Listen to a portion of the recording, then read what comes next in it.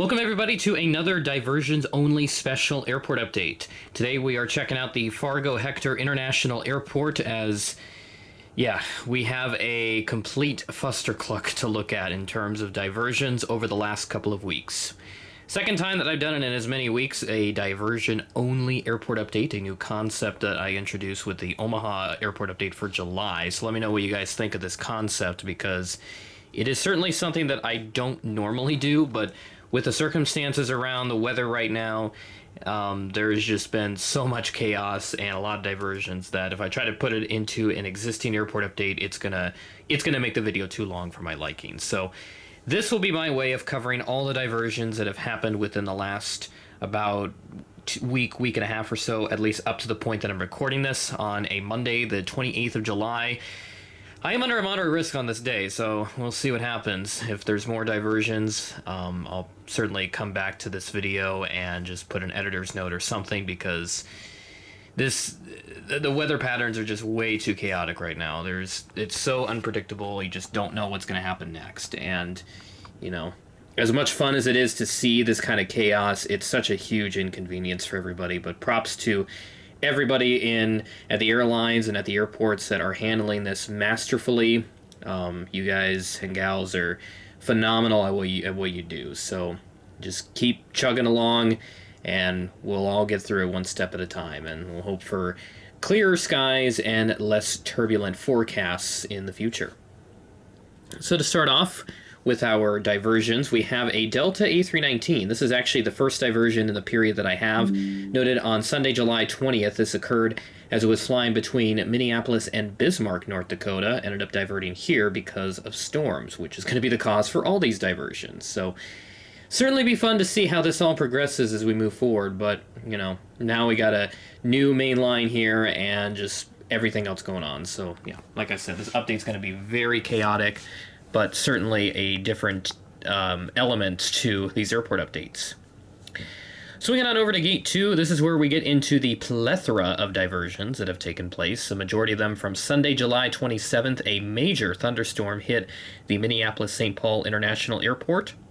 On your screen now, I have a screen recording of Flight Radar 24 on the night of all these storms, so you can see all the aircraft making their way around, and you actually see the CRJ 900 in question. You can follow November 823 Sierra Kilo there on your screen. But as you can tell, most of the aircraft were holding in an area there around Albert Lea, Minnesota, to the south, and it looked like there was going to be some diversions out of that group, but nothing ever came of it. But if you look up towards to the north and west of Minneapolis, around the Fargo area, large group of aircraft held up there, and some diverted to Fargo, actually quite a few of them. And this airport became jammed because not only do we have the diversions on the ground, you've got all the regularly scheduled flights on the ground. And I have a screen grab of their webcam, which shows the new terminal that's going up, and it shows a little bit of that. And in this photo, you can see a couple of Sun Countries. There's an American Eagle 170 in there. That was one of the regularly scheduled flights.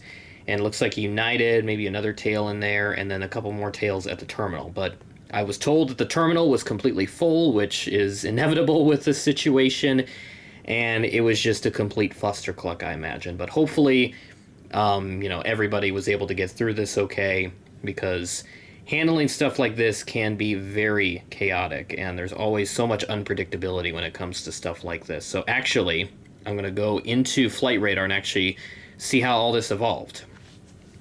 But as we look at this Delta CRJ 900, you can see that this is actually a flight that originated out of Fargo, going to Minneapolis, but ended up going into several holding patterns throughout and just returned to Fargo after about 2 hours in the air. So I'm guessing they were starting to run low on fuel and they needed to land somewhere, and obviously returning to Fargo was the most logical option. But I think the passengers on that plane, they got stuck for quite a long while because there's no place to park the plane, and I'm not sure if they have like remote stands that they could park at somewhere, or at least on the same ramp as the terminal, that they've got a dedicated spot and they just deplaned everybody there and then bussed everyone back to the terminal. But whatever the case is, it's certainly not an ideal scenario. So as we move on over to Gate 3, you can see the Allegiant A320 that's parked here. There'll actually be 2 Allegiant aircraft in this update, but both are supposed to be 320s in real life. And since I don't have 2 A320s, I'm going to sub one out as a 319 with sharklets, since that's the closest thing I have to another one right now. This particular A320, this is an aircraft that actually diverted out of St. Cloud, Minnesota, which is to the northwest of the Twin Cities, for those that aren't familiar with it. And they get a couple occasional Phoenix Mesa flights on Allegiant, usually like twice weekly is the frequency they go with, and this particular aircraft had to divert for the same reason. And this is actually an older livery A320 in this case. And then swinging on over to the United section, or at least the one United aircraft that we have on the ground for this update anyway. So this 737-800, this originated from Denver. And this aircraft, and I'll just read off all the delays here in a little bit, but there's some delays, like significant delays, but just keep in mind that Flight Radar, they schedule these aircraft at like really weird times, like well before these diversions even took place. So the actual delays will be a lot less, but just to kind of get an idea, we'll just put like a midnight or so ETD, estimated time of departure, for a majority of these flights. And then the last aircraft that we have at the terminal, there's the other A320, again, a substitution. This actually occurred on the day that I recorded this video, since I not yet put this update together, and I was just notified that there was another diversion. This one also heading to Bismarck, like the first aircraft, the Delta 319, right over there. And this guy was coming in from Phoenix Mesa. So both of the... So 2 Phoenix Mesa flights in this update, not something that I planned on having in any update, outside of course, if I were to do something in Phoenix Mesa, but I need a much larger Legion fleet than this. Alright, now we get into the mother load here. More diversions that had to park off to the side. Some of them parked like in this area, just kind of where I normally rest to film these updates.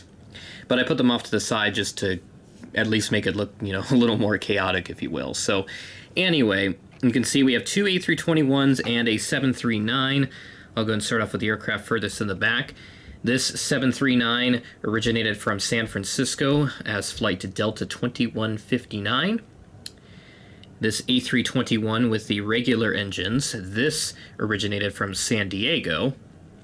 And then this A321neo, which I believe is the first time a Delta 321neo has visited Fargo, but I could be wrong. Delta's had these in the fleet for a while now, so there's probably 1 or 2 other occasions where they have diverted here.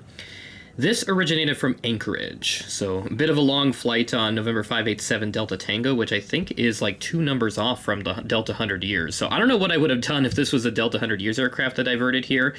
Certainly would be putting this update off for a little bit until I could get my hands on one, but I know at least a Gemini one I think is still readily available at most places, but otherwise the other brands are very difficult to find. And then off to the side, a pair of Sun Country diversions. So yeah, it's just like I said, it just never ends with the diversions here in this update. But I've got a Typod new livery with the splits. This one is an aircraft that originated from Anchorage, flight 472. And then the blue livery was one that originated from LAX. And I think it was this aircraft I did a really long final approach, likely with all the other traffic that was in the way.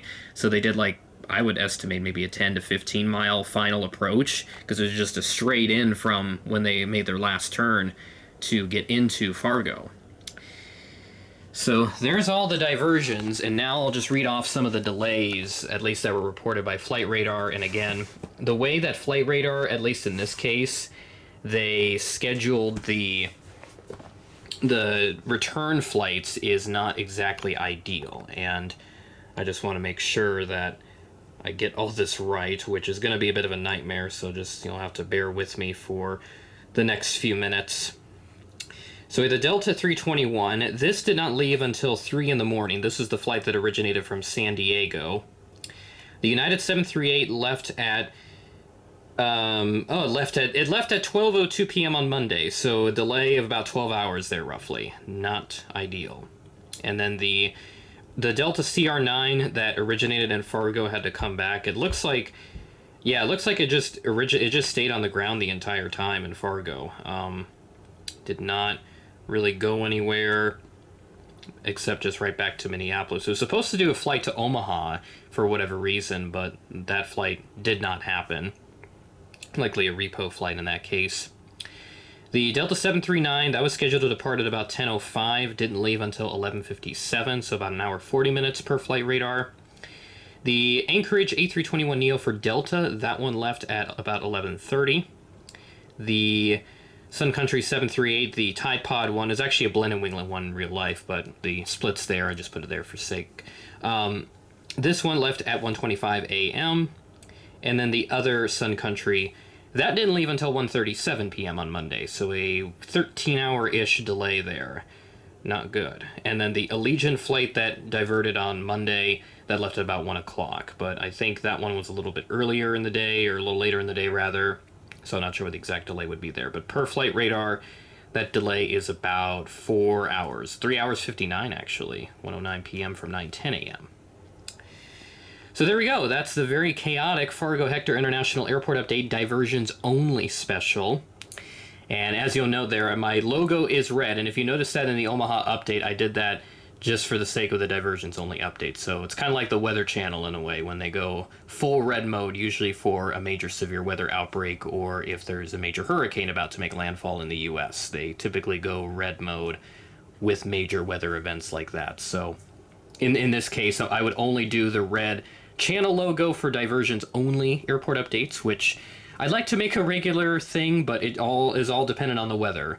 I don't know if we'll ever get a very chaotic weather pattern like this for a while, so I guess we'll just have to make do with it. Just see what we can do, and if we do get another big system or big group of storms that hit and cause a lot of diversions, then this topic will certainly be reassessed at that time. With that being said, that is the end of the video. Thanks for watching, and I will catch you in the next video.